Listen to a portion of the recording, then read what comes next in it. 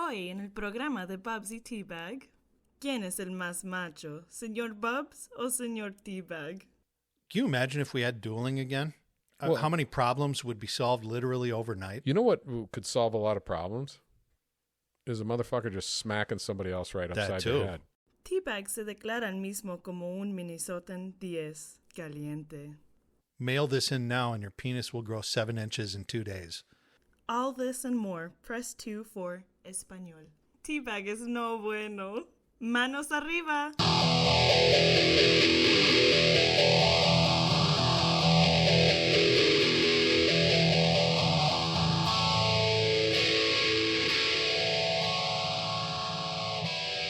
Hola amigos y amigas. Me llamo Bubs. Es programa de Bubs y T Bag. Bienvenidos, Univision and Telemundo. Well, thank you, Bubs, for that lovely bilingual intro. Well, what we got going on is we got some motherfuckers listening internationally. That's what I love to see and loved hearing it, by the way. It sounded, I had Spanish. there was some real musica to the pronunciation. You know, they have a better language than us, I think. Well, it's you know a what I mean? romance language. Yeah. Yeah, Italian, Spanish. I don't know what English is. Some It's brutal. bastardized you know, Germanic. yeah. Yeah, I even said Germanic and with a Spanish accent. Oh, It's okay. I love. It's okay. It's A good. okay. It's a good show. It's a good show. It's a good programa. I love that intro, and thank you, sweetie, for doing that for us. We really appreciate it. That helped a lot. How you doing today, buddy? I'm doing well. I won $250 in pull tabs today at a local establishment. Not mine, unfortunately. I no, was working I, today. I could have used that $25. I walked out of there with $30. Well, it's one of those deals where it's kind of a good day and a sad day because Alaska Jack, we shipped him off back to Alaska today, dropped him off. Sure. And then my significant other and I stopped off at a local establishment, kind of a little dive place that serves a pretty good food. Yeah. And Mamacita had 3 cocktails to kind of kill the yeah, pain yep, of yep. losing, you know, The young one. the youngest one of the brood, and Yeah. then I gave her $20 to go up to the booth, and She selected properly, huh? she selected properly, or the woman did, and then handed her, and then she handed me a couple, and then all of a sudden I pulled $250, Not bad. How Yeah. much did you have to invest? $20. Yeah, you already told me that, didn't Yeah. you? Sorry about That's that. all I'll right. cut that. Well, no, don't cut it. That's part of the magic. You not paying attention because you're, Yeah. silver fucking squirrels. $20, 250. Do you remember what the name of the game was called? Log jammers? Carl Hungus was Maybe, was maybe. he selling? Was Yeah. Carl Hungus? There was a crude manning sketch. the booth. Yeah, A crude sketch.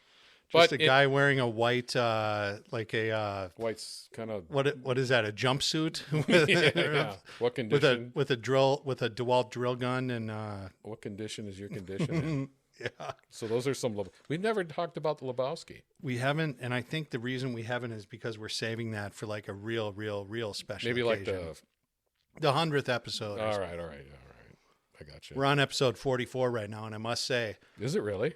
It is, yes. And speaking of episode 44, maybe Harry Callahan had something, to do with this, but big news in the podcasting world for the Bubs and T Bag Show. Welcome, everyone, by the way, to the Bubs and T Bag Show. We already said that. We're saying it again. In English. Yes.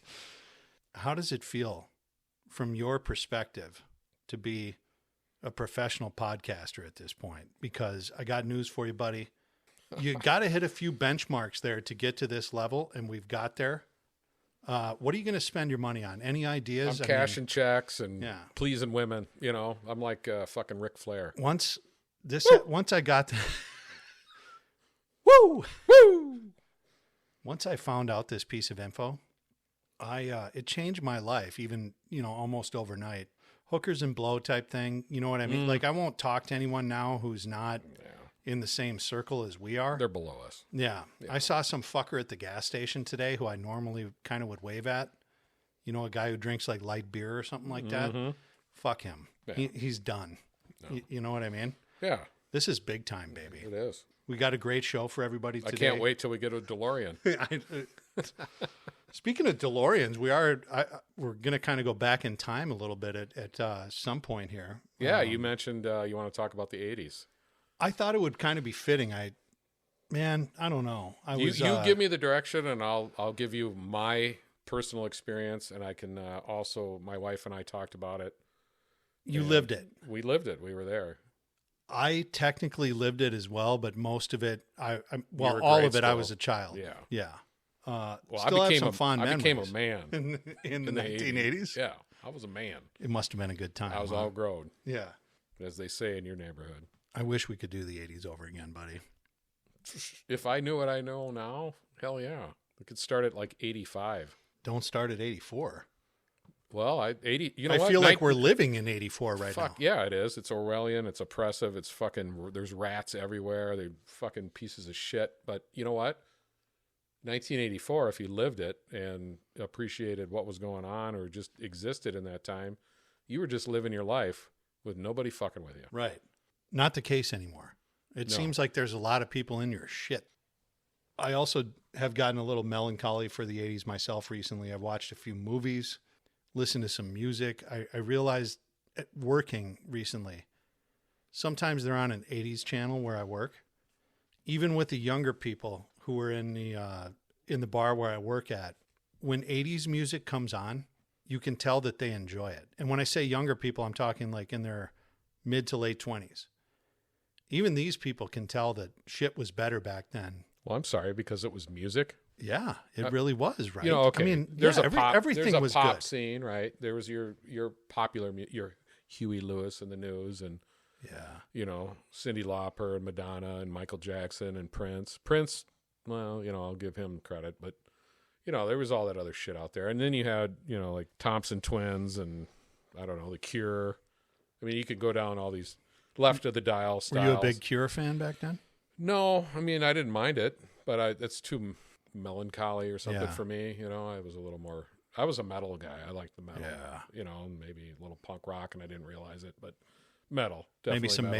Maiden, things like that. Yeah, we've talked about this. Priest, metal. Yeah, maybe a little Saxon, if you want to get obscure. Speaking of YNT. Saxon, Yeah. one of our favorite actors, too. That guy could fucking kick some ass. What was his first name? John Saxon. Yeah. I'll tell you what, John Saxon, that's a real man. We'll bring him up again Yeah, later at some point. But the band Saxon, you were a fan of, too? I didn't mind Denim and Leather was their big hit. You know who else is a huge fan of that band? Legitimately? No. The Beach. Well, because him and I have similar tastes. Absolutely loves Yes. them. Yeah. Saxon's not bad. I've seen Saxon live. Have you really? Yeah. Dokken.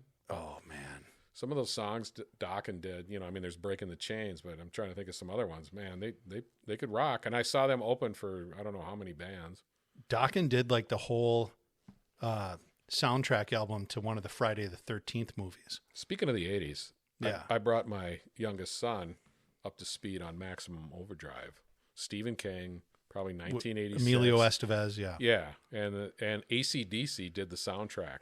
A great soundtrack. Yeah, I think it was the Who Made Who album. That was the best, yeah. It was good. It was They good. had some real, and the soundtrack is far better, I think, than the movie, in my opinion. Another 80s movie that popped up at our house was Ferris Bueller's Day Off. That's like the quintessential sort of that, and maybe The Breakfast Club, and Yeah, any of those, Molly Ringwald, and what was that other dude that was in all those movies? well, That Emilio. redhead- Well, Emilio. that redheaded guy that was in like... Anthony Michael Hall. Yeah, I mean, he was in a bunch of them. The John Hughes movies. Yeah, he was in Yeah. I think all of them. Okay, we're talking movies. Let's talk real life of the 80s. You lived through it. Yeah. I also lived through it, but like I said, I was born in 79. Yeah. So it was like the 70s for me. yeah. So I mean, you came of age in the 1980s. Yes. Did you have a good time? I had a blast. I would go back in a second. What were the 80s for you better than the 90s? Well, I was in my 20s in the 90s. Yeah, so that's hard to beat. It's isn't hard it? to beat that. Eventually became a professional, bought a house, got married. Were you still buying vinyl in the 80s? Yes. When did you transition? And when I say transition, I mean when did you transition from vinyl records to either magnetic tape or tapes, CDs? Tapes were around the same as vinyl. So you had cassette tapes because you had to play them in your car or your buddy's car. Yeah. So they had a tape deck, or you had a boombox. and you'd walk around with a portable radio system that played music with a cassette tape, and then you could play whatever you wanted. One of the greatest tapes I stole from a party. I don't even know who these fuckers were. I think they went to I went to Southwest. They went to Washburn. They went to Edina. Washburn. They were city kids. Huh? Yeah, and I stole this. It was a TDX tape. It was like 120 minutes, and it was all Iron Maiden. I bet you I still have it. Yeah. And I coveted that, and I knew every word, every beat. And that's fine. That's not stealing if you're taking it from someone who's a miller. Yeah, fuck him. But what I miss is the keg parties. Kegs every weekend, every other weekend, every weekend, and you had these. Think about this. I mean, people today, my kids can't even understand this. We would have keg parties with 100 people in between Lake Harriet and Lake Calhoun. Yeah. Or we'd have one over off of France Avenue, over right on the edge of Edina, like on the edge of Edina, Weber Park. And I can name all these places, and we'd have them over on, like by the creek, Minnehaha Creek, or you'd go, God forbid you left your neighborhood and you're in a cave with all these Roosevelt fuckers at the river. Oh, yeah. You don't want to be around the teddies. But every weekend was kegs, and then usually a fight would break out. Yeah. And I mean, I'm not lying about every weekend. I'm not lying. I was in the 90s, and it seems similar. Yeah. It probably was. I think the thing that fucked it up was phones. Well, yeah. I mean, my wife and I talked about the 80s today because you mentioned that before the show, a little show prep. And she attributes that the reason why people are fucked up today, or at least part of it, is phones. Totally agreed. Totally fucked up, head down in your phone, narcissist, captivated about what you're doing right now. So we rolled around, 10 or 12 deep with a crew, and you talk shit, and you got picked on, and it might have been your day, or you picked on somebody else, or none whatsoever. So if somebody called you a faggot, you called them that back, or something like that. It was no big deal. Fag is just like, hey, you fuckhead. Yeah, you fag. Yeah, it was a thing. Yeah, it was no big deal. It was no big deal. No, and nowadays, I mean, I have real life examples of a student that I know that is going to a college, and he's out with some buddies hanging out at an athletic event, and he called one of them a fag because it's guys hanging out. But a buddy of his, he said it to him as like a term of endearment. Exactly. Kind of. It's just like, hey, fuckhead, fag. And someone overheard it or what? Yeah, some chick overheard it, lost her fucking mind, approaches him and says, you said the F word. Oh, what? I didn't swear. No, you said the F word. You're not gay. I know the new F word. Yeah, huh? The new F word is fag, I guess. So whatever. It ended up, she ran it up the fucking flagpole of everybody that's in charge. Bummer. You know what I would say to that, Bubs? But that's an adult female, right? Not really. I mean, legally, yes. Legally an adult. Yeah. So when I was that age, guess what I was? I was an adult. Yeah, I guess. And I tried to act like an adult. I would do my best to be an adult. Not her. She heard a 3-letter word and went into fucking orbit. Yep. And ran it up the chain all the way through the school. And, that unfortunately that student got talked to, but he stood his ground. Good. Yeah. Good for him. Yeah. Whoever that guy is, we got to have him on the fucking show sometime. We should have him on the show, but I've got other examples of students. I got another student that I know goes to a larger college, and he's hanging out having a private conversation with a student about how to deal with pedophilia. And his solution was round them up, shoot pedophiles. Can you argue against that? No. Okay. No, that seems completely rational to me. Yes. And guess what? Somebody overheard the conversation, said something that they were offended because he said the word shoot. He got talked to. Really? Yep. And he dealt with it by turning the tables on the people that were, the administrators. Good. Brought a recorder to the interview. Absolutely. Or the questioning. Yeah. Put them on their heels, and that individual then said, are you for pedophilia? Good for him. Did they say anything? The interview wrapped up pretty quick. Oh, I bet it did. Within hours, he got I believe he said that he got an email and that the inquiry was over. What a bunch of fucking dick suckers. But think about that. So when I grew up in the 80s, there was none of that. There was no rats. There was Never. Nobody. And nobody, if you were offended, guess what you did?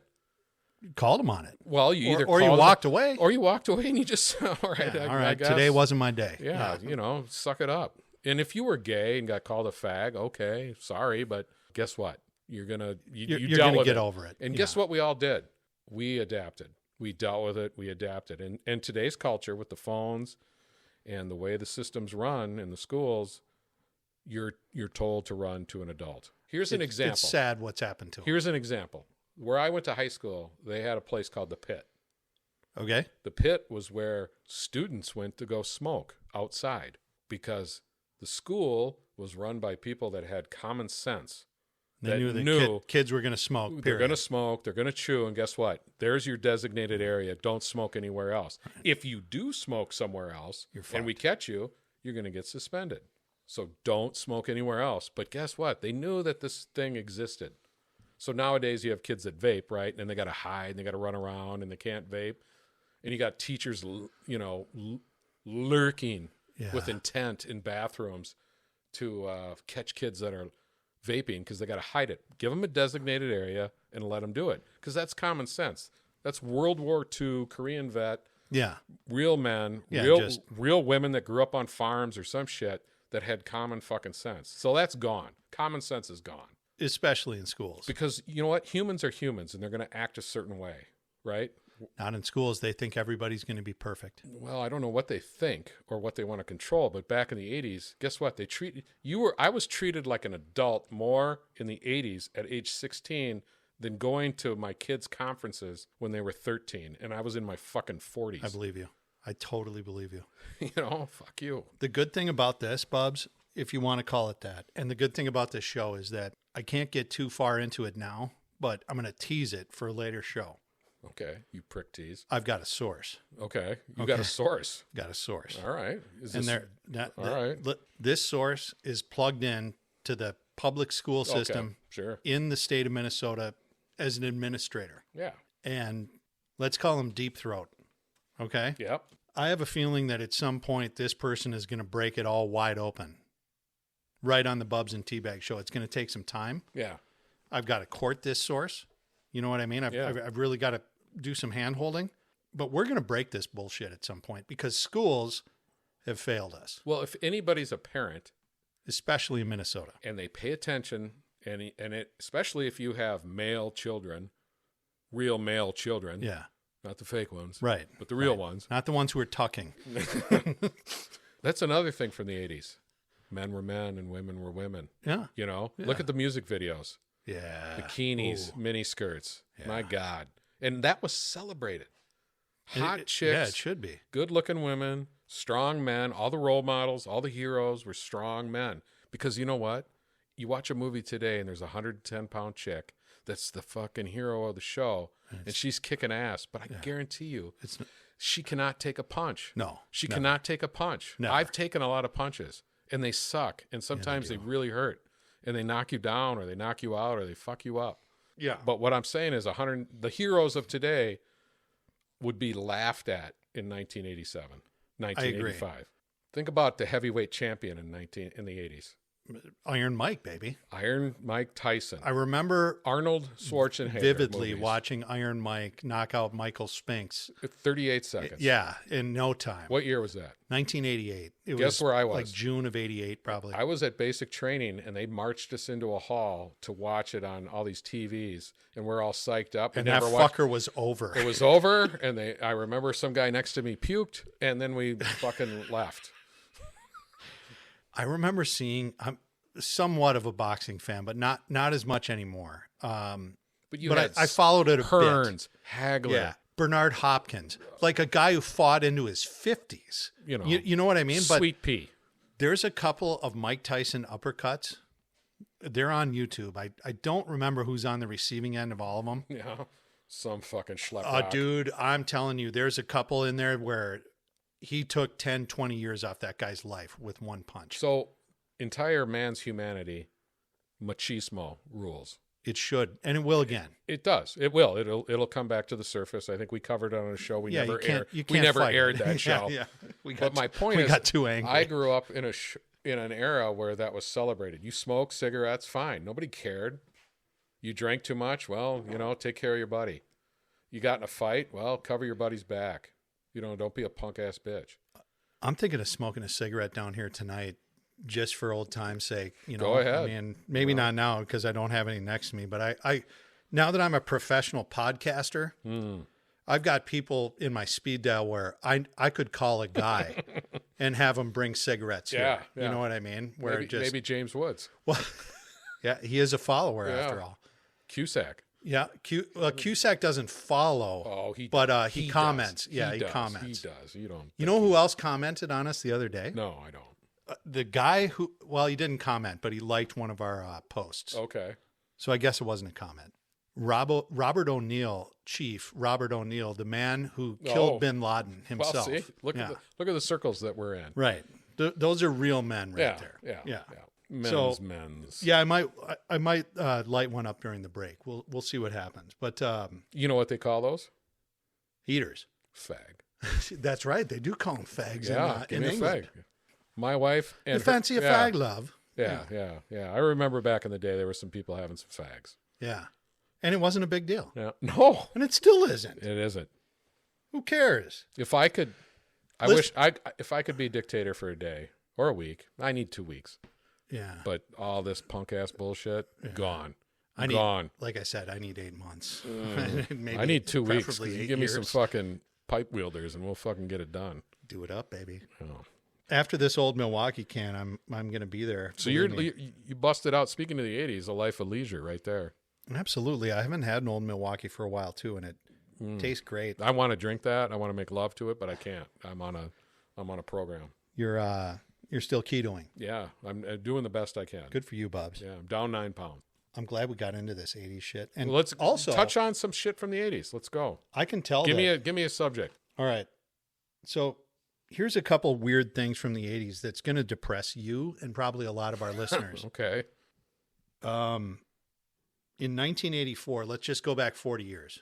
I'll tell you what. Which is kind of creepy, too, okay, because we're going back to 1984, right? You use Everybody's Talks 1984, Orwellian, right? Orwell.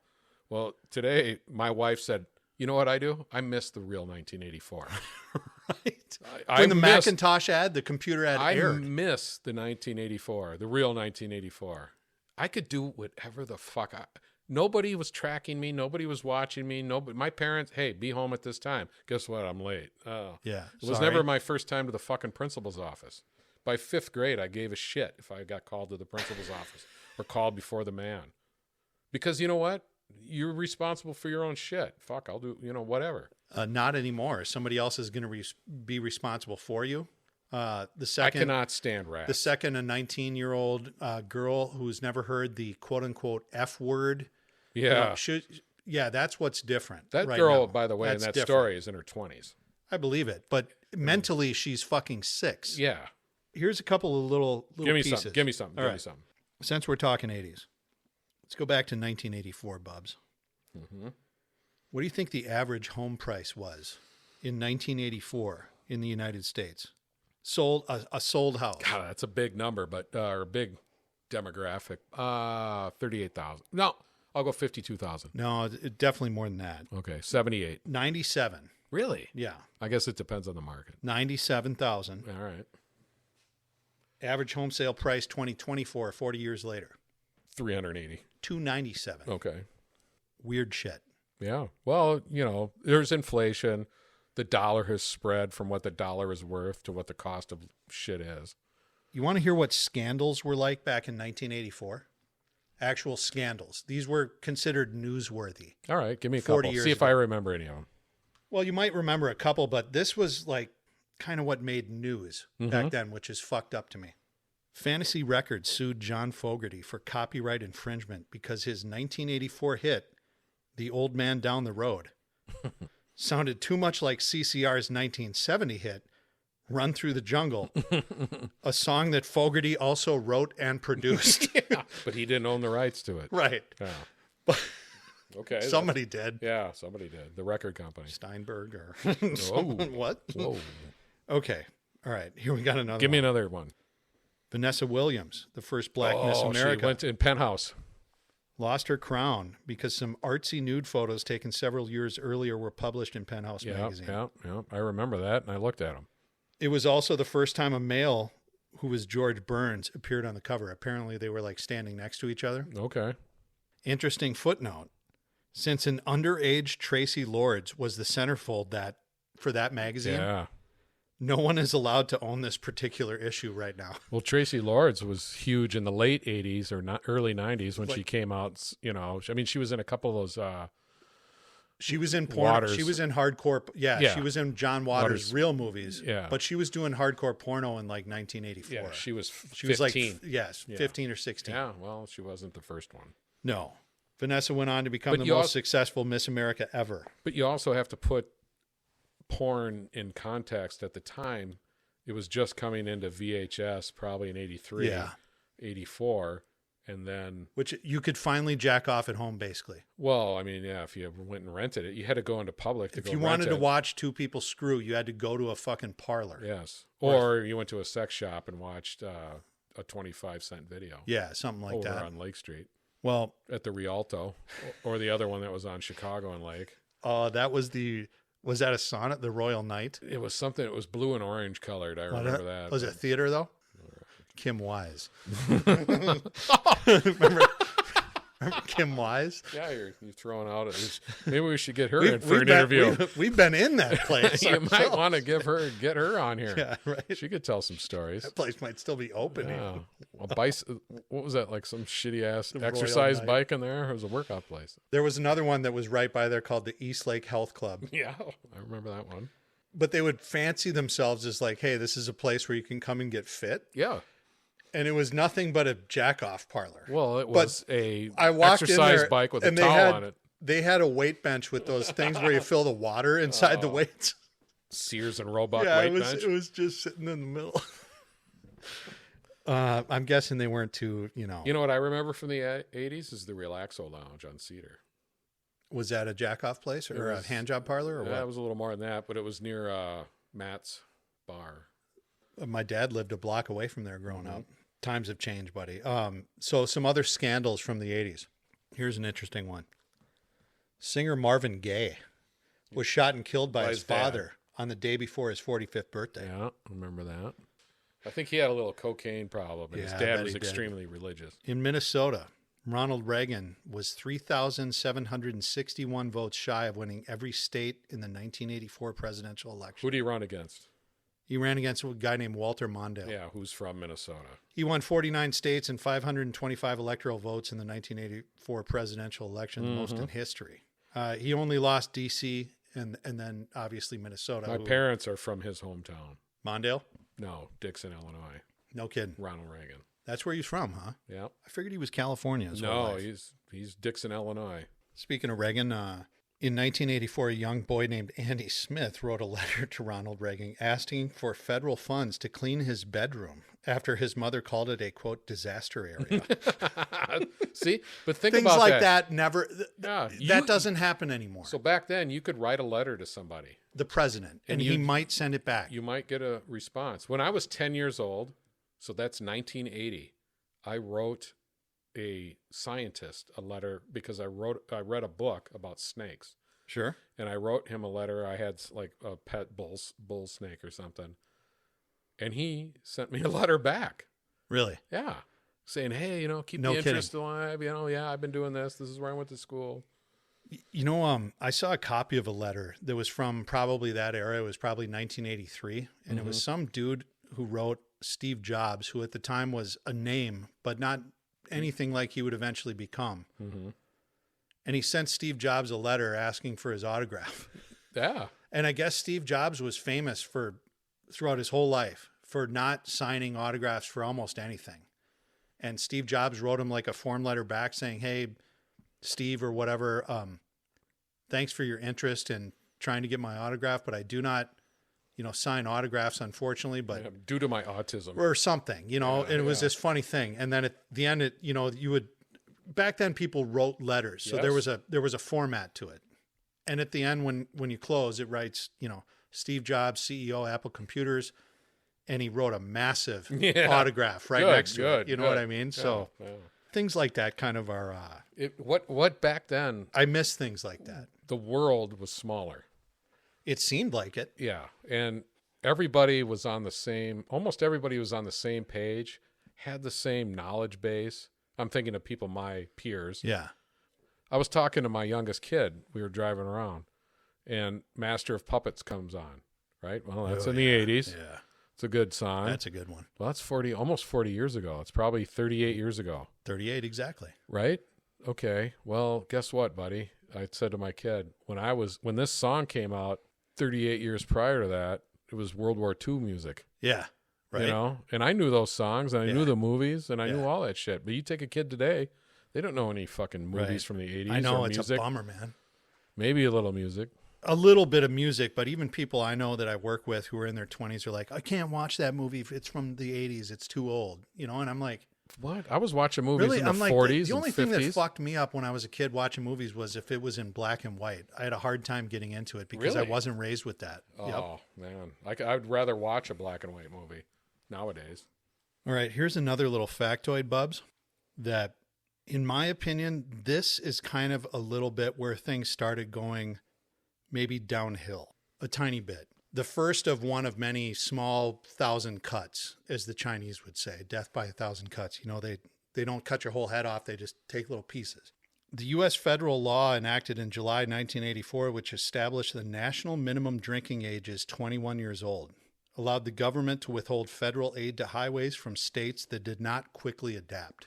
Do you remember that? Yeah, because I was like fucking 16. What year was it? 84? 84 All is right. when they finally, there was probably a few holdouts. Yeah, I think Minnesota, I think I was probably like 16 or something when it happened in Minnesota because I was like bummed out. Everybody was. But I would go into a liquor store at age 16 or 17 and go buy. No problem. Yeah, and then some people ended up with fake IDs and because they started cracking down on it a little bit. But there was never, ever a problem of having beer. I mean, I went in with a handful of ones and no came problem out with walking cases out with beer. Of bottles of Old Milwaukee. 1,000% opposite when I was in high school, just, 10 years later, basically. Yeah. It was much easier to get hard drugs in high school than it was to get beer. You had to have a brother or somebody that, was willing to do it. Well, whereas you could buy drugs out of somebody's locker. Yeah. Well, what happens, I had 3 sons that went through the high school and became of age. Well, they drank hard liquor because that's what they could get. Yeah. So you can't go get a keg because you have to register a keg. You have to sign it out. Somebody's got to have a name in there. Yeah, and you got to sign it out and your name, and it's all fucking serial numbers and put your thumbprint as well as scan, scrotum and print and all kinds of things in there. And that's right. Back in the day, the biggest thing was, can you get a hold of that tap? The cops are coming to grab the tap. Yeah, because the deposit was on the tap. There was a $50 deposit on it or something. Yeah. So beer drinking, right, I think is tamer, obviously, than drinking hard liquor. You take somebody that's 17, pounding vodka because they want to get fucked up and they have no experience at it. These kids are, vomiting and blacking out and going to the hospital. And because God knows what great choices some chicks are making. Right. Oh. You drink 8 or 9 keg cups of beer. Well, maybe you threw up and then it was, hey, time to go home. Yeah. Yeah. I just don't ever, hard liquor was around, but not as much. That and they're mixing it with shit, pills and fucking Xanax and vapes. Well, then, back in the day, the weed wasn't as strong. You got some Thai stick. I remember that was like a one hitter. Have you ever smoked that? Yeah, I smoked once from 85 to 88. Actual Thai stick. Oh yeah, I mean we would get a hold of that as was much it pretty as hard? Got you pretty high. Yeah, that was really high. A lot of the other stuff though, you smoked a joint with somebody, and you were high, but you weren't obliterated. No, you were functional. You could have a little fun. Yeah. Most of the people I know who are casual smokers, that's what they say now. They say, I want the stuff where I was in high school where, I've had 12 beers, but I can smoke this joint with someone and laugh instead of run into a corner and start crying. Yeah, just put on the floor. Which is apparently where it goes now. But I remember, like some Thai stick and walking in a convenience store, and I thought that it was like walking on moguls. And the colors of the pop and the fucking chips were so bright, and we were like, holy. Walking on moguls. And I couldn't even talk because I was laughing so hard, but it wasn't laughing. I was just had a permagrin. And everybody in the car was that way. What's another thing? Give me something else. It took 12 years before Alexei Pajitnov, creator of Tetris, in 1984. Apparently Tetris was created in 1984. Okay. He was a Soviet. And because he was a Soviet. You know what he was? What? He was a commie bastard. He was. Back He was. then, they were fucking commies. But because he You know was what a they Soviet, are now? They're elected officials in Minnesota. it took 12 years before he received any royalties because the rights of the game were property of the Soviet Union. Yeah. They had to wait for it to crush in 1989. Or it was a little bit later because the wall came down. You know, think about that. The fucking Berlin Wall came down in 89. 89, yeah. I remember very vividly when it was happening, and my dad was telling me that was a big moment in history. That's a huge moment, and I watched it. I remember that. Yeah. All right, listen to this one. English grandmother Jane Snowball ordered groceries with her TV remote, sending them to her local store through her phone line. She was the first person ever to shop online. Wow. Apparently. Michael Dell started selling Dell computers targeting small businesses and households instead of high-end customers like his competitors, IBM, Apple, and Compaq. What they don't talk about with that woman in England is that it took her 7 hours with that dial-up system. I bet. Yeah. And a floppy disk. Bill Murray coined the modern use of the phrase "you're toast" by ad-libbing a line in Ghostbusters. Yeah, big movie. Not that that's really all that historic. It was a good movie. Madison, quote, the name Madison was unheard of as a girl's name until 1984. In the film Splash, Daryl Hannah's character names herself Madison after reading Was a she a street mermaid? sign. Yes. Yeah. Tom Hanks tells her that Madison isn't a real name. Yeah, no shit. The first movie rated PG-13 was 1984's Red Dawn, starring Patrick Swayze. Wolverines. Absolutely. And guess baby. what we need? More of those Wolverines. Powers Booth was in that movie. Yeah, he was. He was like one of the dad guys. I think C. Thomas Howell was in that movie. Also, I think maybe D.B. Sweeney, Charlie Sheen. Yeah. Wolverines. We're gonna get to that because I went and saw the movie Civil War. We'll talk about that Ringo later. Starr was the narrator for Thomas the Tank Engine from 1984 to 1990.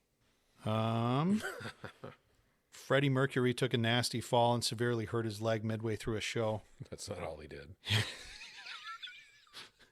He and the band decided it wouldn't be fair to fans to end it, so he performed Bohemian Rhapsody, We Will Rock You, and We Are the Champions seated at his piano. I don't believe that he fell. I believe exactly what you think, Bubs. He had a mishap the night before and had to, Yeah, he slipped on something. He had to take a seat. Yeah, he slipped on something. Something slipped on him. Let's see. American Kim Koberly hula hoop for 72 hours. How about the 1980 Olympic team for the hockey? Okay. And they beat the fucking Soviets to go to the finals. That was 1980, yeah. Yeah, 1980. That's how that decade kicked off. That was a good way to kick it off. Yeah, and here's fuck here's some interesting shit just a few years later regarding the Olympics. Uday Hussein, son of Saddam Hussein, was named chairman of the Iraqi Olympic Committee in 1984. Athletes who disappointed him were subject to torture and imprisonment. Yeah, he'd kill the wrestlers or the weightlifters. During the 1984 Olympics in Los Angeles, McDonald's ran a nationwide promotion offering free products every time a U.S. athlete won a medal. Got a little one-sided. It turned into their most costly promotion ever when the Soviet Union, the powerhouse team of the time, boycotted the event, letting the USA win many more medals than expected. So the USA under fucking Carter boycotted because of the Soviets. The cost of a Super Bowl ad in 1984, Bubs. Speaking of 1984, that was the one where Apple debuted their Macintosh ad, their famous 1984 ad. You know what the cost of that ad was in 1984? The one where it's a bunch of black and white. They throw a hammer at it or something. Somebody throws like a javelin through it or female or something. $368,000. Yeah. Which is probably about nothing. 40 million. The big movies of 1984. It says number 1 here is Beverly Hills Cop. Good movie. Yeah. 2. All these are basically good. Ghostbusters. Indiana Jones and the Temple of Doom. Mm-hmm. Gremlins. Mm-hmm. Gremlins was good. The Karate Kid. Yeah. A classic. Police Academy. Funny. Footloose. Romancing the Stone. What about Outsiders? Was that the year before? Probably. Well, 83. I mean, yeah, it might have. It just maybe didn't make the box office. It was a big movie. Cherry Valance, come on. Star Trek 3, Splash. Popular TV shows 1984. Dynasty. Yeah. Number 1. Dallas. You don't have to have an attitude if you watch Dynasty. Yeah. Just The Cosby Show number 3, your favorite. Mm-hmm. Bill Cosby. flizzity-flozzity and do some quaaludes with me. And I think one of my kids' friends has a shirt with Bill Cosby on it and says, I don't know about you, but I'm getting laid tonight. And have some pudding and some quaalude. No, the shirt says, I don't know about you, but I'm fucking tonight. 60 Minutes, Yeah. Family Ties.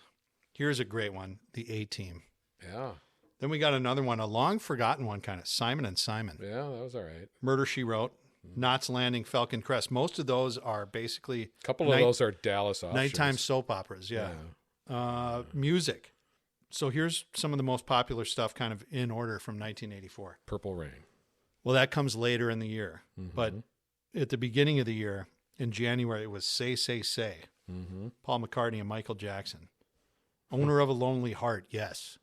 Karma Chameleon, Culture Club. Jump, Van Halen.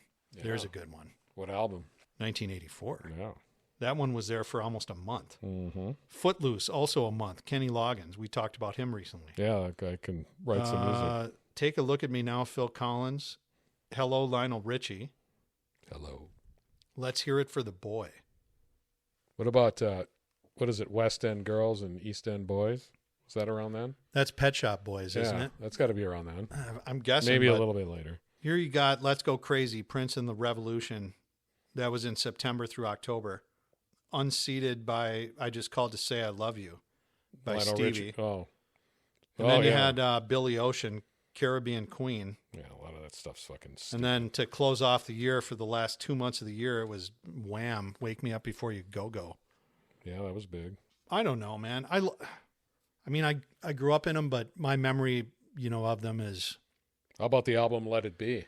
Well, that would have been 1970. No, I'm sorry. It was 1984. It was the Replacements. Oh, really? Yeah. Oh, that one. Yeah, there you go. I'm not familiar with it. Yeah, well, There's only one. Why aren't you getting up familiar with this shit? There's only one Let It Be for me, buddy. Oh, fag. You imagine, do you remember watching football in 1984? You don't understand. What was football like back then? It was smash mouth. It was hard hitting. It was football because you watched football. It wasn't all the fucking... There was no graphics. There was no cartoons. There was no fake animation. There was no dickheads standing around. It was Theismann getting his leg destroyed, and things like that. Yeah, Taylor ripping his leg apart and eating it. You know, you had all those Raiders. Come on. The greatest team ever. The 85 Bears? Yes. Some may say so, yeah. Well, some people say it's, the Miami Dolphins because they went undefeated, but the greatest team ever was the Chicago Bears in 1985. Defense, they won. offense. They won entirely with the defense. Well, no, they had they Walter had fucking Payton. They had Willie Galt. Come on, they had. You don't remember these games? I watched these games. I remember those names. No, the games. Watching the games. What they did is introduce like they said on ESPN, they introduced them to the backup quarterback. Introduced America to the backup quarterbacks of all these teams. That defense was incredible. I liked when they would put the fridge in on the one. No, that is disgusting because you know what? You know why they did that? Do you have any idea why they did that? No. For TV? Because in 1984 in the NFC Championship, San Francisco 49ers beat the Bears and then they took a lineman and ran him into the end zone. Sure. Which was unheard of. Right? Yeah. So what? So fuck you. Guess what they did the next year? The same thing. No, the Bears did it to them. And then went to the Super Bowl, and fucking Walter Payton, a stalwart running back who punished tacklers, didn't get a touchdown in the fucking Super Bowl, but fucking the fridge did. Yeah. That's dicka bullshit. Yeah. No, I guess if you don't say some 318-pound slob. I guess if you care about the NFL, it is. But back then, everybody did, and you know what? It was worth caring about back then. It was worth caring about because it was a fucking escape, and you sat with your family and you watched the game. The highest paid NFL player in 1984 was Houston Oilers at the time, quarterback Warren Moon. He signed a 5-year contract with annual salaries of $200,000. Yeah, statistically, he was a good quarterback. He was like fucking Kirk Cousins. But listen to the money. He signed a 5-year contract with annual salaries of $200,000. You know what they never did that I can recall? Motherfuckers weren't wearing jerseys like they're on the team. Yeah. A man wearing another man's name on the back. They never did it. I don't remember that. Maybe some kids had them. Maybe. But a 45-year-old adult. No. that fought in Korea wasn't wearing a jersey with another man's name on it. No. But what do you think a family of 4 or family of 3 or just 2 people going to a game back then? It was under $50 I'll tell you, but with beers and but parking. listen to how fucked up it's gotten with the NFL. Oh, well, we all know. So Moon was making $200,000 a year plus a $4.5 million signing bonus, which when prorated basically brought his salary up to $1 million a year. $1 million a year 40 years ago. Yeah, all right. Pretty big deal. Yeah. You know what it is now? 30 million. No. What? Well, this will probably change within the next couple of months because some other QBs are going to get, something will happen. But right now, the highest paid NFL player is Bengals quarterback Joe Burrow. Okay. With an annual salary of $55 million. Football spiraled out of control in the mid-90s. But in 1984, you could go to a football game and you would sit with all the other fans and watch a football game. There was no lights. There was no fucking crazy-ass shit. There was maybe some cheerleaders, maybe some fucked up halftime show. But guess what? You just watched a football game and nobody got up. Nobody was running around. You didn't have distractions. You watched a football game. And then even prior to that at the Met Center, it was really fucking watching football with a bunch of drunks. I can't totally comment because you weren't there. I missed out on that. Yeah. But I believe you. I also believe some of this other bullshit here, which is how much did it cost to take, what did it cost to go to an NFL game in 1984? All right. The average ticket price for an NFL game, I'm guessing, depending whether you're in New York, LA, or Chicago. Depending whatever city you're in. But if you're in whatever section you're in, blah, blah, blah. This was the average price. So the Baltimore Colts were still in Baltimore probably at that time. Were they? Might have been. Or they were the first team that I remember like secretly moving. Yeah, they moved them in the middle of the night. Yeah, so I don't know what year that was. So here's what the average price of an NFL ticket was in 84. $12.50. You know what? That doesn't include parking. You know what it should be today? The same? $50. $50 a ticket. Well, you know what it is? What is it, like 300, 200? I don't know exactly, but I do know this. The average cost for a family of 4 to attend an NFL game in 2023 was $646.88. What year? 2023. All right. And I think that sounds a little bit low. This cost includes tickets, parking concessions, and other expenses associated with attending a game. Here's some other shit. This is what really makes me hate this league.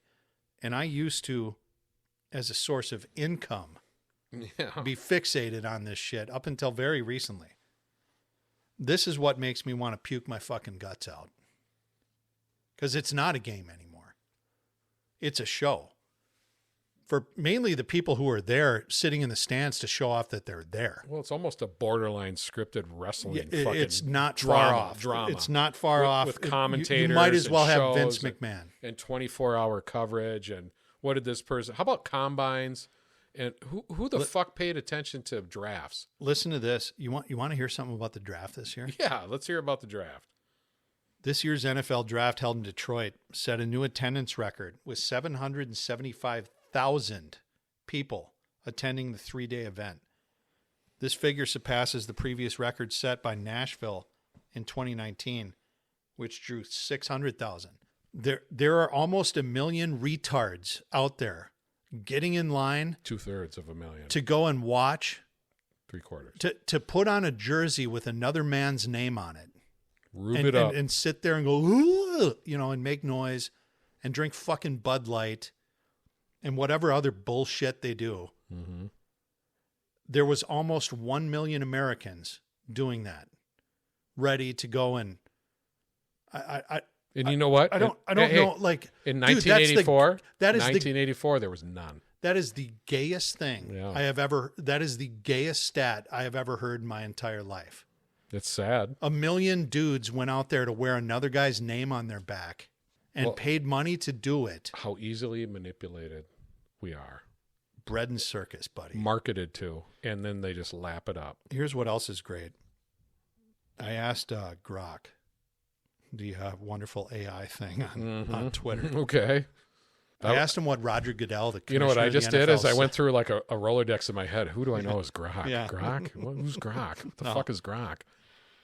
Grok is some dumb name they gave to this AI system. But Yeah, caveman. I asked him what Roger Goodell's salary was, and they really can't. It's not publicly disclosed, but It's estimated. as of the latest information available, and he's been NFL commissioner since 2006, so we're talking 18 years. As of the latest information available, Roger Goodell's current salary details have not been publicly disclosed. However, it has been reported that his career earnings are expected to reach about $700 million by the end of his current contract extension, which is set to last through March of 2027. He's an oligarch. The players are too big and they're too fast. Yeah. Either make the field bigger or something's got to change. Or We're like put less change how they're players out training there. or something. But I mean, when you have somebody that's 325 pounds that can run a 4.8. Dude, they're adding more games every year. Well, the one thing that's changed is that the players are still a product. Yeah. It's horse trading. They're slaves. They don't give a fuck. They are slaves. Well, I agree with to Kaepernick. it. I agree with Kaepernick now. Yeah, fag. They're in their early 20s. What the fuck do they know? These guys a week ago were sitting there on vaping and fucking, you know what I mean? Video gaming. They're in their early 20s. Well, We good. were just talking about it, Bubs. What the fuck are they doing? They're watching other men kiss other men and they're vaping all day. All I know is this, buddy. I'm not going to watch another football game again for the rest of my life. Yeah, I struggle. I'll watch one or two a year. Negative. I'm a football guy. I played football. I love it. I'm done. I coached it. It's hard for me. I never played it, never coached it, never did much of it. Yeah. I mean, very little. Well, I lived it. You're looking at the captain. Oh, dude, how does this shit end? Do we? I mean, What shit? What shit? just this goofy shit where you're going, hey, what happened? Do we have to start fighting each other? Is it really going to be a civil war at some point? I don't. You know what? What I can say and predict is, we'll never know what it is. It's not going to be obviously 1860. It's not going to be declared. No, Yeah. and it's not going to be the version that we saw. I went and saw Civil War yesterday. The movie, Yeah, it's not going to be that. It's the new movie that came out that's in the theater. Yeah, yep. Did you like it? I did enjoy it. I enjoyed it. It's very visceral. There's scenes in there that are for a person like me. That's like, wow, that gunfire is loud. Yeah, it sounded. No shit. It's yeah, loud. okay. Yeah, they were accurate about that. There's people getting killed that are just getting killed because they're there. There's no rhyme or reason. You have no backstory. It reminded me of Apocalypse Now in a way, where you have a group of reporters that are war reporters that are covering the Civil War, and they're trying to get from New York City down to D.C., but they can't take the direct route. They have to take a route through Pennsylvania and down through West Virginia. And What's their goal? To remove, the president or something like their that? Their goal is to interview the president, to try to interview the president. Get near him type thing. But in the movie, they hint at, or they say that any reporter or any journalist will be executed inside D.C. No shit. Yeah, so they hint at the president's a tyrant. He went for a third term, just declared himself and got a third term. Yeah. Through conversation in the movie, you realize that he's bombed citizens. Okay. And, most of the information that you get based on it is either through like some scratchy radio or people talking. Jesus. A president, you say, who's having a third term and has bombed U.S. citizens? Mm-hmm. That sounds like Obama. It sure does, doesn't it? Mm-hmm. Holy fuck. He's killed U.S. citizens. And he's in his third term right now. His surrogate puppet. That guy. But it was cinematically, it was a fine movie. All the things you look for. Kirsten Dunst is the main character. Nick Offerman, Ron Swanson character. Yeah. He plays the president, who's the inferred as the a kind tyrant. of dictator, tyrant president. Yeah. And then there's scenes of people that are strung up. There's bodies hanging from bridges. They're going through their journey, kind of their odyssey, and there's mass execution scenes. There's questions about... Really? Yeah, there's a good scene where... It's hard to watch in spots or what? For me, there was hard... It was very... I started like not flinching in my seat, but flexing. You know what I mean? Where I'm like tensing up. Yeah, right. Yeah, where Right. I was reacting to Sure. it. So it was a visceral Yeah. response. It was worth your $12 or whatever it is. Yeah, it was. I enjoyed it. You walk out of there kind of I gotta thinking see like, it. holy shit, could it get this bad? I think it could. I don't know. Well, maybe, I mean, I can't say what was in the movie, but I think you could have conflict soon. Yeah, I mean, there's a couple states that have seceded, like Texas and California are in some kind of alliance. Florida's on Really? its own, Okay. trying to recruit Georgia, North Carolina to join it, or South Carolina. And then kind of the central states seem to be neutral. Alaska, they have written off, and then they talk about Russia. So I don't know if Russia took it. Yeah, trying to absorb it. Yeah. It wouldn't take much. No. So I don't know what happened with Alaska. They don't really. There's one map that's shown, but it's through like a reflection of a TV. I Onto a window. saw a picture of it. Yeah, Yeah. it looked like it was in about like 5 or 6 different segments. Yeah. And there was a big segment in the middle of it. Yeah, It was- and the characters in there are from Missouri. Like their families are from Missouri and Colorado, and sure. they talk about how their families are just kind of ignoring it and hoping it goes away. I had number one Gary, Mr. Entertainment, get a hold of me a couple of days ago and said he saw it. Okay, go ahead. He specifically, said he wants Bubs and T Bag to see this one. His review, I think the hosts of Bubs and T Bag should go see it together. I could have gone for more backstory as to how and why we got here, but really great visuals and intense scenes. The main characters are press photographers, and I think you would like some of that stuff, although it does involve strong women. It doesn't really lean left or right, just puts you in the middle of the war zone. Jesse Plemons, who's an actor, has a small part where he really does his thing. He's a sick guy. Best movie I've seen in theaters in a long time. And for number one Gary to say that, that's a pretty bold statement. He's Mr. Entertainment. He sees a lot of movies. So I think I will have to see this one. Was Plemons good in it? Yeah, I like him. If you see any of the advertisements or any of the highlights or trailers, he's the one with the red. The red glasses. Yeah, and I'm like, are those shooting glasses? Or And what the fuck I think is it? he may have an iconic line Okay. that could be taken out of this movie. Yeah. What kind of American are you? That is a good. So that's a great line. if you watch the movie and you reflect on it, is it a literal what kind of American are you? Are you liberal? Are you conservative? Are you red or blue? Are you from America? Yeah. Are you an immigrant? Sure. Because his scene is next to a giant pit filled with bodies. No kidding, huh? Mass grave. Yeah. And if you really pause and look close, a lot of those bodies are not white. No shit. Yeah. Okay. So they're Mexican or they're Hispanic or they're Middle Eastern or they're black. There's a little bit of ethnic cleansing going on at some spots. At that spot. And then if you continue through the scene, you'll see what this guy's motivation is. What kind of American are you? So then you ask yourself, what kind of, so then they're kind of like, what side are we on? Because Right. you have Western forces, you have independent people. So they stumble across as these press, war correspondents or, photographers, basically what they are stumbling through these areas and these scenes, and they don't know who's who. Yeah. Who's good? Who's bad? Yeah. Until the last 20 minutes, 30 minutes, when things seem a little more organized on one side, and then they have a target and a direction and a battle plan that they begin to see, and then hop on a truck and go with them. Sure. And then they're just basically embedded reporters, but they're photographers. Gotcha. And, they work their way till the end, which is the movements. I can say that whoever the expert consultant was, they knew their shit. Did they? Yeah, I would say, there's a little looseness, but man, they have to film it in a certain amount of time and edit it, right? Yeah.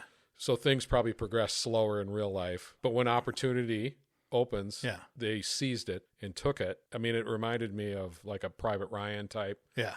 scenes and some other war movies that were very, as close to realistic, I guess, as possible. They're doing maneuvers and things like that. That, and then the individual movements of maybe the squad level platoon, squad level infantry type movements. Maybe a little, some of these guys seem specialized in a way, in the way they were talking, but it was kind of a mixture of troops. So it would tell me that this Western force was a hodgepodge of probably armed forces who decided we ain't turning on our own we're fucking done. people. Yeah. Yeah. Good. So it what was would, interesting. what would you say if you had to go, 1 through 10? Could you give it a score or no? 7.5, 7. Yeah. Yeah. I Very enjoyed solid, it. Yeah. very I solid. would see it again. And I would like to watch it again just to catch stuff that I never saw. I was impressed that Mr. Entertainment #1 Gary really liked this show as much as he did. Normally, we don't always lately go eye to eye on movies, but that's mainly because of me. Mm-hmm. I simply refuse to watch most of them now, where he's trying to say, hey, you're going to like this one. And I got to hand it to him. He is right. Like when I watched Hereditary a couple months ago. I looked for that, but I couldn't get it. The horror movie. Yeah, I looked for it. I was gonna. He was right. It was extremely disturbing. Yeah, I was on his recommendation. I was trying to find it, but I couldn't get it. If you talk to, I talked to the instructor actually, and he said the same thing. Mm-hmm. The movie's good, but it's fucking awful. Civil War is an hour and about 49 minutes. Okay. So it's not bad. I thought it would maybe be a little longer. The director, Alex Garland, I listened to one of his talks. He gave an interview about the movie, kind of his perspective on why he did it this way. So it was interesting, Interesting. Left it open for interpretation, but some of the stuff's in there. So recommended, though, is what you think about Civil War. Go see the movie. Gonna do it. What kind of American are you?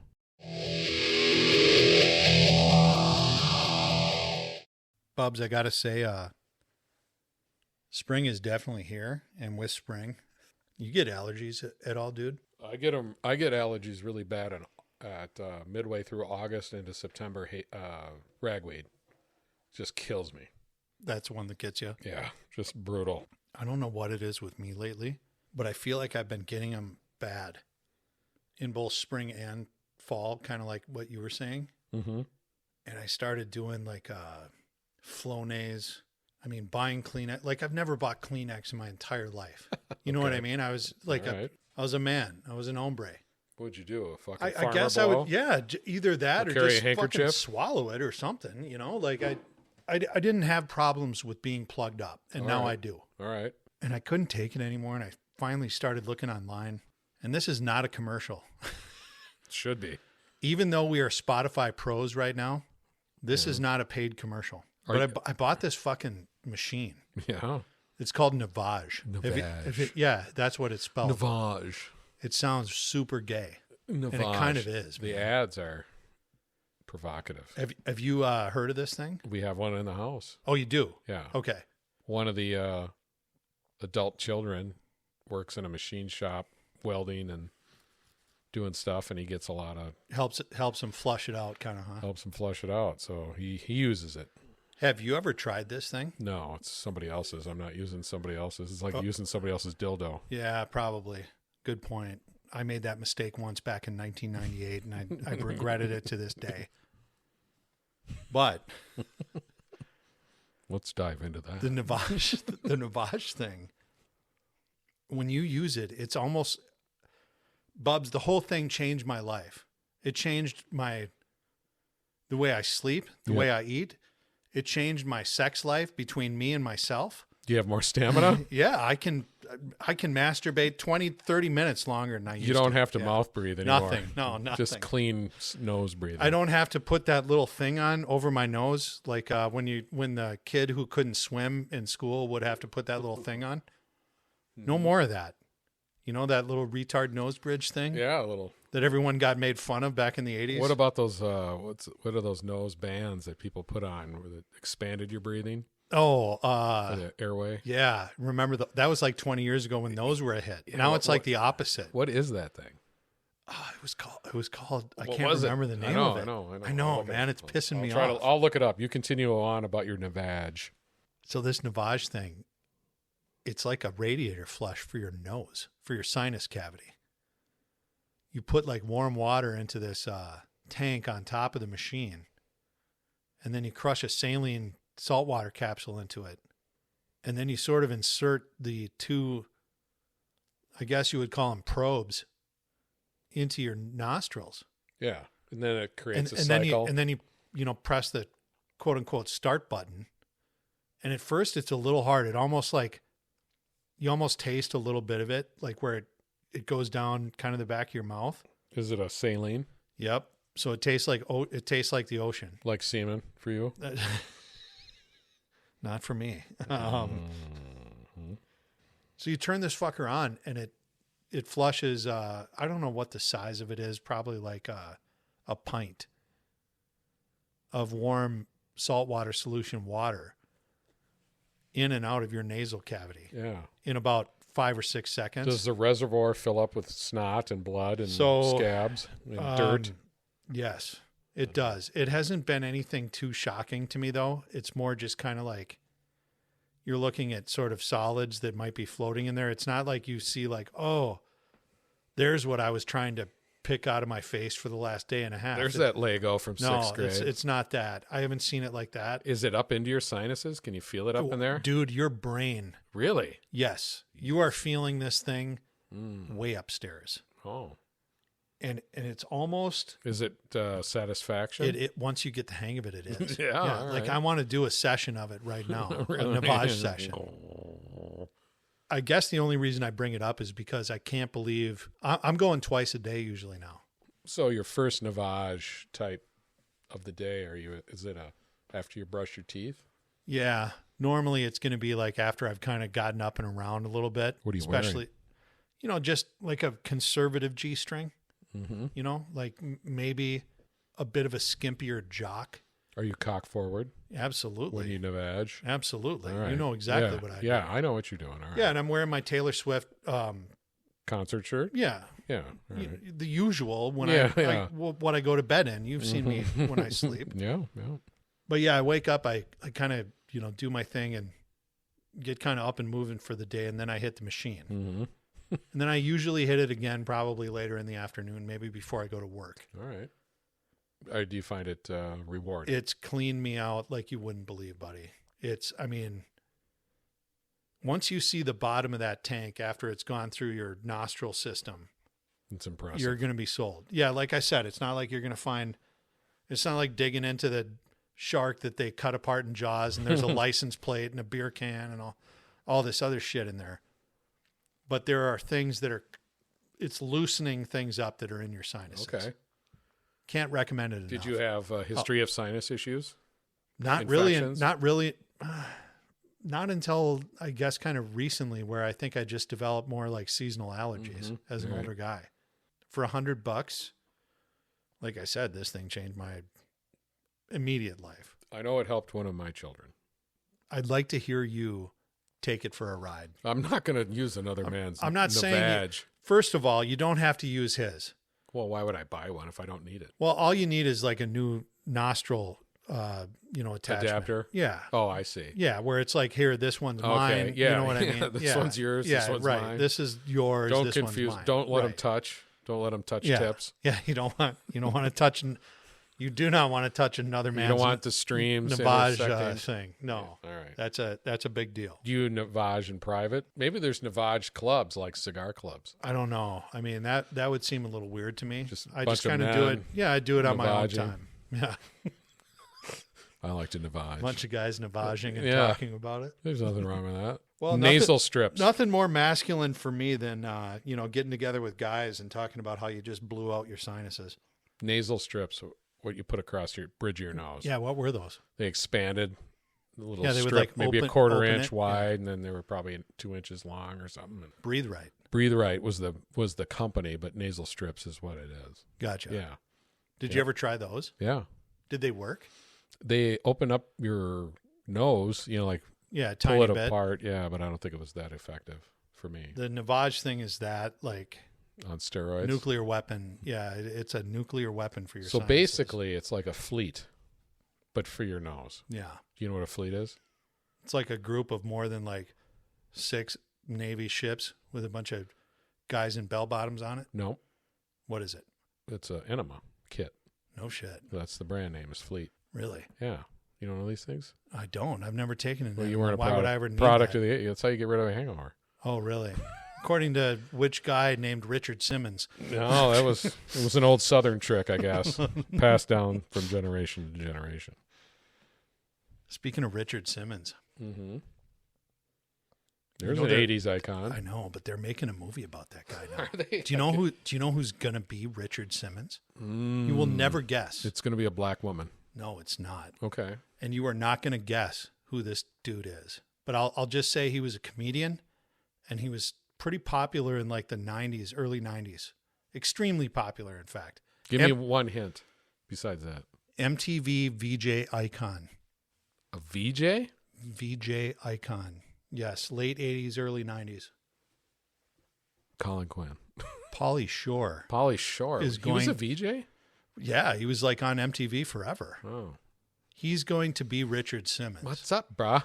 Yeah. Yeah. It's the weasel. Yeah. Yeah, you know that. Yeah. Oh, Yeah. Yeah. Did you know he buddy. came from his parents owned the Acme Comedy Club. The Comedy Store in Comedy Los Store, Angeles. yeah. Yeah.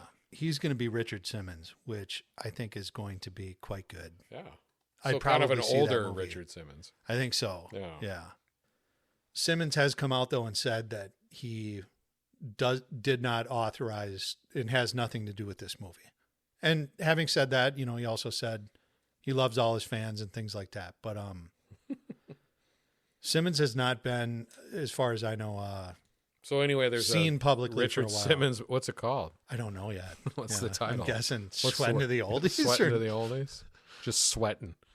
Dude, Short. speaking of shorts. the 80s, Bubs, Simmons was like a fixture Yeah. back then. You know what I mean? Remember Dr. Ruth? Yeah, Dr. Ruth Westheimer. Yeah. This German sex kind of Doctor. pro. Sex. She had a person. real German accent. Yeah, yeah. Tipper Gore. Do you remember any of that shit? Remember her with the fucking CDs? Yeah. Well, that was explicit lyrics and Satan and all that shit. And the guy She's the one who from got D. that Schneider fucked her Yeah, over. D. Yeah. from Twisted Sister. But think about that. Even that dumb bitch was trying to censor everybody back then because they knew better. She was a huge Democrat too, which Well, is crazy. it's Al Gore's wife. Yeah. Yeah. They know better. They know what's best Al for Gore, you. the guy who said we'd all be underwater by now. Where's he at? Hopefully he's Some eating ice cream in his PJs, yeah, drooling, some bathhouse in East Village, probably looking for those condoms Wearing full a- of semen. wearing a jock. Fuck him. Dude, the 80s with the 80s, even the 90s with the music and the albums. Columbia House. Columbia House. Is that what it is? Is that what it's called? Yeah, was that the mail-in CD catalog thing? Yeah, you put your stickers on there, and you'd sit on the floor and look through the stickers and put them all on there, and then they'd charge you like $2 for 14 CDs or cassettes. I cannot tell you how many dudes I knew in junior high Yeah, who gamed that thing, and everybody did. I did it, and my parents promptly sent it back. And, Really? yeah. They did the right thing? Yeah, my parents weren't like, they didn't fuck around with stuff Yeah. like that. They were like, no, this is No, going back. But you're not listening. the to thing, this. what it was for those listening, if you read like a music magazine of any sort back then, a magazine was actually a piece of paper that you would flip through, kind of like your phone. We call it a periodical. Yeah. And they would have little postcards in it. And the postcard would say something usually really amazing. For instance, mail this in now and your penis will grow 7 inches in 2 days. Or mail in 1 penny and we're going to send you 20 albums Yes. by the end of the week. And the thing was that Columbia House would actually do that. You would mail in a penny, and I mean tape it to the back of the postcard, and then you would check off which albums you wanted on the postcard. Or And you then applied stickers. Right, or the Yeah. little stamps or whatever Yeah. it was. Yeah, they were stamps. Yeah. And then they would mail you all those albums after that within like a week or two. But what they wouldn't tell you was let me look at this. The underlying model for Columbia House was a pretty simple setup known as negative option billing. Basically, once you sign up for a membership in a club or service, you start getting monthly shipments unless you expressly tell the club you don't want them. Of course, you also get a bill. So you get your 20 albums or whatever for 1 penny. And then they start mailing you albums that they decide or whatever the hot shit Yep. is for that month or that week. Whatever they're heavy on that they can't sell. Right. Spandau They Ballet. just start sending Spandau Ballet. Oh, they were heavy on that one. Is that I know that, yeah. So yeah, then they'll mail you that album at full price and they won't even ask you. And I guess a lot of people kind of, well, if you were me, you found out real quick that, thankfully somebody grabbed me by the collar and said, hey, wait a minute, this isn't for you. Yeah. We're not doing this. That was We're my not parents. supporting right. you. But there are some people that hustled this thing. You And, give a fake name. yeah. Yeah. The king of all Columbia House hustlers was Joseph Parvin, who was charged with receiving 26,554 free compact discs over a 5-year period, using 2,417 fake accounts attached to 16 P.O. boxes, peddling the discs at swap meets. Parvin, perhaps the smartest man in Lawrenceville, New Jersey. That's a nice little editorial piece by whoever wrote that. Built Columbia House and BMG for $425,000 worth of product by their valuation. Facing 5 years in jail and a $250,000 fine, Parvin pled guilty in exchange for a reduced charge of 1 count of mail fraud. BMG and Columbia House CD Club was ultimately defunct by 2009 by its parent, Columbia House Group, who then succumbed to bankruptcy in 2015. So that thing's all done. I did it. I remember doing it. Did you stick with it though? Like No. what? I mean, do you have to write them a letter or something, or what? What's I the think deal? you sent back a postcard that said like I'm done. Fuck you? Yeah. or something. I don't know. I don't even remember how it ended. Maybe we moved. You know. Yeah. Like I was doing it when I was. Yeah. You moved and then Yeah, I moved 3 times in probably 5 years, or moved 5 times in 2 years or something, and then never caught up with you. then the next guy, Ishmael Mohammed or whatever, took over the payments. Yeah, why am I getting all this punk rock? Why are all these Liberace CDs being delivered to my house? I do not like polka. I do not like this polka. You know, it's a good album from the 80s. What? And a good movie. Which one? And if you got a chick over, right? Well, that's not going to happen, but keep going. Why not? Just keep going. Download or watch the movie Valley Girl. With Nicolas Cage. Yeah. Yeah, the early one. It's his first big You like breakout that movie. You like that one, huh? That's an iconic one, yeah. Famous people in that too, right? There's a few, yeah. And then the soundtrack, the complete soundtrack to that is outstanding, especially for anybody that's a little alternative, not just the corporate media rock. Yeah. It's very good. Very good. Valley Girl. Valley Girl. 1983 or what? Probably 3, Something like 4. that? It might have been 4. I don't know. We could look it up, but whatever. It's a good movie. You know, teenage angst. There's a good song on the album called Johnny, Are You Queer? Who sings that? Maybe Josie Cotton.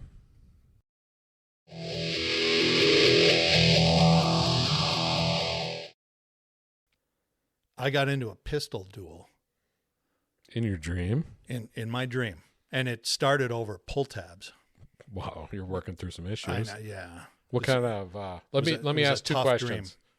Who did you duel, and what kind of handgun did you have? I don't remember who I was dueling. I remember it was someone that, you know, had an issue with pull tab stuff. Were you thumbs forward on a semi-automatic handgun? Negative. No, Okay. this was Barry Lyndon fucking flintlock shit. God, so now you're dreaming about the movie no one's heard of. No, I wouldn't say I'm dreaming of it, but they used dueling in Yes. several sequences in that movie. Yes. And since we've gone through the movie several times and it always comes up. That and Tom Cruise. Right. Thank you. But nonetheless, it was some type of pistol that I was not familiar with. And of course, as soon as, you know, it's time to fire the gun, I wake up. But I looked into this shit a little bit and I didn't realize it, but this was legally a thing, even in the United States for several It's because years. there was this thing called honor. Right. A man's honor. Yep. And it wasn't just, A tranny's you see honor. these things. Well, yes, I have a feeling those people aren't going to be doing a whole lot of dueling. You know, I'm guessing. Yeah. What did I just show you? I mean, they touch stumps. 2 tips. Yeah.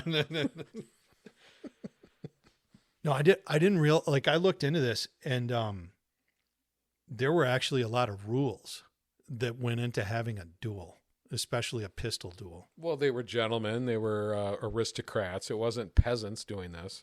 Once somebody said something along the lines of, "Hey, I've been offended and I demand satisfaction."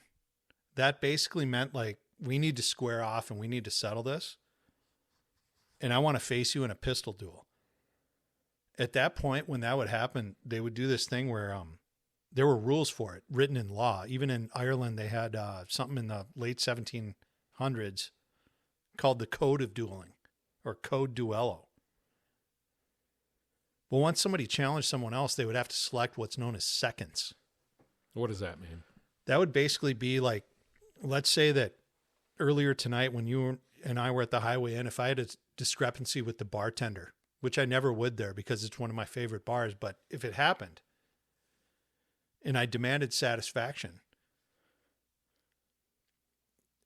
and that other party sort of said, okay, we're going down this road with you, we agree, we're going to face off.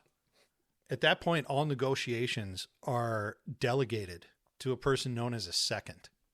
And sometimes there were more than 1 second. There might be 2 or 3 that are representing the offended or the offender, where at this point, the 2 people that are going to face off, they're going to take a back seat to this, and they're sort of just going to allow their seconds to sort of negotiate. And I didn't realize this, but trying to negotiate these guys out of the duel was basically that's what they were trying to do. They were trying to figure out a way to get these guys to settle the difference without shooting each other. Sure. It's an extreme solution, isn't it? Yeah. Each participant in the duel selected a second who acted as a representative and ensured that the duel was conducted fairly. The seconds were responsible for negotiating the terms of the duel, including choice of weapons, location, and distance between the duelists. Duelists typically used a matched pair of pistols, often flintlock or cap and ball models. The weapons were chosen for their reliability and accuracy. In some cases, participants could bring their own weapons, provided they met the agreed upon specs. Location and time. The location of the duel was chosen by the seconds, taking into factors such as privacy, accessibility, and the safety of the participants and any onlookers. Distance. Distance between duelists was determined also by the seconds. Well, wasn't it paces sometimes? Usually ranging between 10 to 20 paces. Yeah. The distance was meant to provide a fair challenge while minimizing the risk of injury or death. So this must be, I would imagine it probably, okay, so 1700s, 1800s. Like 1770s, basically. Yeah, well, all the way through the 1800s, there's a vibrant dueling situation in the United States as well. But in the U.S., it was very different, I guess. It might be. U.S. rules. It's always different here. They tried, I think, following that pattern for a while, but eventually it got fucked up. Supposedly, like the fast draw shit, yeah, that happened, but very few times. The first recorded incident of it was some guy challenging Wild Bill Hickok. Well, those are, Western type duels. But I'm talking about the honor deal where somebody challenges somebody.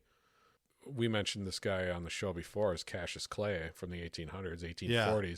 He was like the master of it. He was in a bunch of them, and he got shot in the chest and then pulled out a knife and gouged out a guy's throat, ear, and threw him down a wall and gouged out his eyes. No shit. And the guy lived to be 90. Those kind of duels, as far as I know, didn't take place in Europe. He's an abolitionist. Yeah.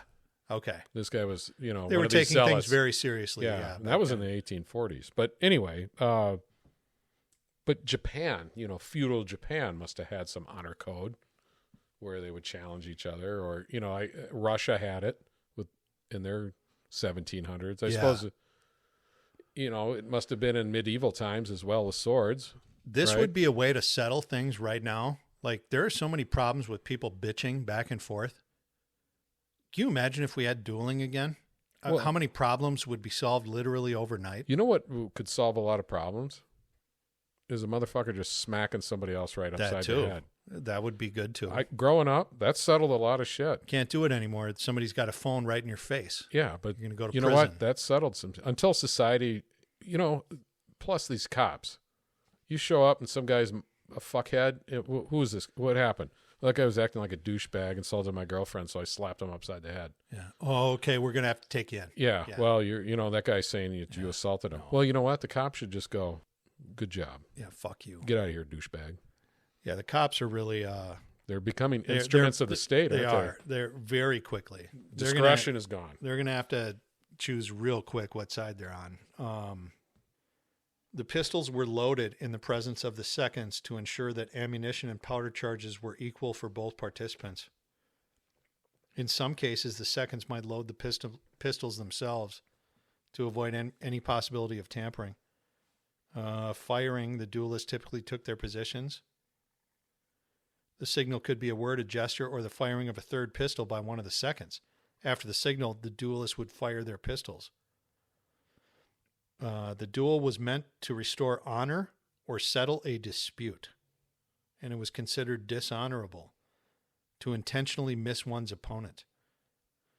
However, after the first exchange of shots, it was not uncommon for one or both participants to accept a reconciliation even if no injury was sustained. Yeah. Which is interesting to me because I'm guessing at this point these guys figured he had the balls enough to face me and we missed. Fuck it. Yeah. I mean, I guess that's kind of what they're saying there. Let's go have a sherry. Yeah.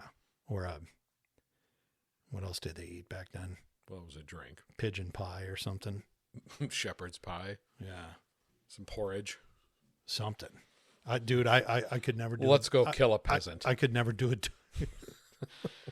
Let's take his stuff. Yeah. Fuck him. I don't think I could ever duel with someone. Well, I don't know. Maybe that's what's lacking, like you said, in society today. You don't have to necessarily line up with a gun, but yeah, don't back down anymore. There's too many people backing down. I don't shoot my mouth off, though, too often unless it's on the Bubs and T Bag show. Yeah. In public, I don't think I would ever do anything that would put me in a position to be. Well, you do work in a bar, and somebody's going to put you in that position. Yeah, but boy, they don't fuck with me too much. I'm tucked away in a corner. Mm-hmm. Where you should be. Yeah, right. Tucked away in a corner, blocked off from the citizenry. Just with my own thoughts. Yeah. So what's the point of your research on dueling? What, just an interest? Yeah, I recently thought about, what it would take to stand in the breach. Just people don't settle things squarely anymore. You know no, what I mean? They fucking use their phones and they run around. Lawfare bullshit. You have adult people going to other adults in so-called administrative or power positions or whatever and trying to get somebody else to settle something that offends you. Yeah. Second or third hand. Yeah. Fuck you. I agree. What wasn't that on my show notes at the end Fuck of my you. Yeah. Fuck. That was at the bottom of my show notes today. Fuck you. I think that should be kind of the metaphor for today's show, episode 44. I think more motherfuckers should just say fuck you. If you're a parent with kids in school and they're fucking ramming some bullshit down your kid, or your kid draws a dick on a snow-covered car in the parking lot and they want to suspend them, fuck you. I agree with that. I got 1,000 examples. I don't have kids. Yeah, but I agree with you there. I'm giving examples of my kids. Yeah. Fuck you. Well, I think a lot of people should start saying F you. I agree. To everything. The other thing, too, is just, how about these other motherfuckers? Just keep your mouth shut. Just, okay. Yeah. You know what?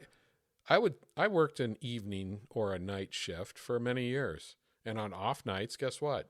I'm up at night. And on a Friday night, if I had that night off, and all of a sudden in the summer, I see some kids running down the block that are probably in 7th or 8th grade, hooting and hollering and kicking over garbage cans, I smiled. Yeah. And then all of a sudden you hear a large explosive go off because they lit off some fucking thing that they shouldn't have. And then you see them running down the street. I still smiled. I smiled. Yeah. That made me happy. I do too. Those kids are going to be fine. I like kids like that. Yeah. Running around, their parents don't know where they are, and they're fucking blowing shit up. That's the fucking Marine you want. We got to get 10 years later. We got to get back to that. We got to get back to independent thought, critical thinking, fucking being on your own, not over parenting, not over fucking teaching, not all this fucking supervision, and just let kids be kids. Get rid of the fucking phones. Yeah. Get rid of TVs. I hope we can get there, brother. I've cut it out of my life, the TV. Yeah, I've still got a ways to go with I the still phone. do it. I'll still watch a show. I watched a series called Fallout based on that video game. It was pretty entertaining. I like the game. Yeah, I remember my kids playing it, so I had some clue as to what it was, so I watched the series. It was entertaining, but I still get sucked into the TV. But if I had to do it over again, raising kids, no TV. No TV. Maybe have one weird, we had like one or two in the house, but one of them was the only one anybody watched. Maybe just one where once a week they get to watch Apocalypse Now, or maybe Jaws. Full Metal Jacket. Yeah, something like that. Yeah. Something that ain't going to hurt Let's them. really fuck them up. Yeah. Oh, dude, it's better than having them watch or listen to some teacher who tells them to go and cut their dick off and put them in debt for the next fucking 30,000 years after, I think it's just the Marxist ramble. You know how much a surgery costs, Bubs, to cut your Johnson off these days? Lorena Bobbitt will do it for half price. Yeah, well, I'm guessing some doctor, Dr. Goldberg or whatever, he's going to charge a pretty penny. Mm-hmm. Dr. Foreskin. $200,000, I bet, easily. Well, to get whatever. your fucking Johnson cut off. I don't care, because you do that to your own kid, you know what? You're raising up somebody that's going to end up probably offing themselves eventually, unfortunately. Not only that, but you're going to have to answer to someone else later. Yep. There's going to be some pearly gates. He's going to say, why did you fuck up my creation? What are you talking about, sir? I don't even believe in you. That's great. We're going to send you right down here. Yeah, I got this other spot for you. Yeah. It's a frozen ring.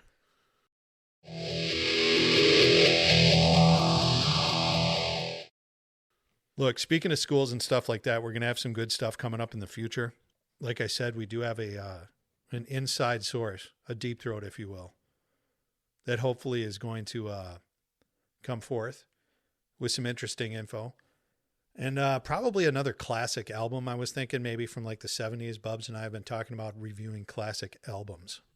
So we're probably going to do that. If you have any other ideas as listeners, get a hold of us on Twitter, on YouTube. You can't really get a hold of us on Spotify. You could always text us. But please listen on Spotify now that we're pros. We'll keep you up to speed on that. Are you, do you have a certain 70s thing that you're listening to now? Yes. So the other day I listened to front to back one of my favorite 70s albums. I mean, I smoked a fatty the other night and put this one on. Mm-hmm. Steely Dan, Asia. Oh, very good. Yeah. Asia. Yeah. AJA. Yeah. Who, I know a girl by that name too. Fantastic woman. Is that, has a McDonald on it, right? Isn't he on one of the songs? Michael McDonald? Yeah. He might be as like a vocalist on some. He's on the main song from that album. Peg. Yes. Yeah, he's on Peg. Yeah. Peg, it will come back. Yeah, he is Peg. Yeah. And then maybe one of the better like 8-minute plus songs that I've ever heard in my life, Deacon Blues. Yeah. Good song. Boy, is that one good. And Black Cow is good. Asia is good. Asia is one of the better albums you'll hear front to back. If you're a listener here, try that. Give that one a try. Steely Dan, Asia. I got into the Allman Brothers over the last week. Yeah. Just Dickie Betts died. So yeah. Greg and Dwayne and Dickie Betts and whatever. But they were. I enjoy it. There's an 11-minute version of like the Whipping Post. Yeah, it's a good one. Is that from the album From Where It All Begins or whatever, where it's got like a mushroom on it on the front of it? Might, but this I was watching some live stuff. I love the Allman Brothers. Yeah, I saw Greg Allman. No shit. You know who opened up for him? Cher? No. Who? No. Some unknown guy named Stevie Ray Vaughan. No shit. Are you serious? Yeah. Man, that's a really cool story. Did that happen in the 80s? Oh, it did. Yeah. See, those are the stories I like hearing, man. Oh. Was that Alpine Valley? No, that was I believe it was the last show at the Met Center. Wow. KQ was advertising the last bash to get smashed at the Met Center. How great is it to last bash to get smashed? They would never say that now. Yeah, I guess. Well, I don't know. I hear some DJs say some weird shit now. Yeah, maybe. They still do, but yeah. How long do you think it was before he died? Stevie Ray Vaughan? Yeah. Well, I was at that show too. Yeah. Were you were at the Alpine Valley one? Yeah. That's right. I remember this. Yeah. That's a cool story, Bubs. Yeah, it is. It's quite a story. Good guitarist. But Greg Allman put on a pretty good show. Yeah. And then Steve Ray Vaughan obviously tore it up as the intro act. Half show at the Met Center. There's a couple of videos of him on YouTube where like he breaks a guitar string. Mm-hmm. And it's really cool watching how he recovers from that. Oh, yeah. He just jumps back He in. figures out some way to do it. And then usually he has a quote-unquote second, like you would have in dueling, come out from behind the stage. And he hands him a new quote-unquote pistol. Yeah. You know what I mean? And SRV he unhooks his strap and straps right back into it. And it's like he never missed a fucking beat. Sure. Yeah. The guy was good. Anyway. God bless that guy. So Allman Brothers, I've been listening to. A little greasier side of the 70s. Yeah. One to listen to in the future. I'll keep that in mind. And for all you guys listening today, thanks for another show with us. Yeah. Gracias to our amigas and amigos. Absolutely. That was We've a gone great international. intro. International. We'd love another one from you soon, dear. Yes. Mm-hmm. Captain Jack, good luck to you, buddy. Yeah. He's out in Alaska. We'll talk to everybody else soon on episode 45. Tune in again soon. Hopefully we'll be making money off that podcast, so we'll keep you posted there. But thank you again, everyone, for listening. Bubs is out.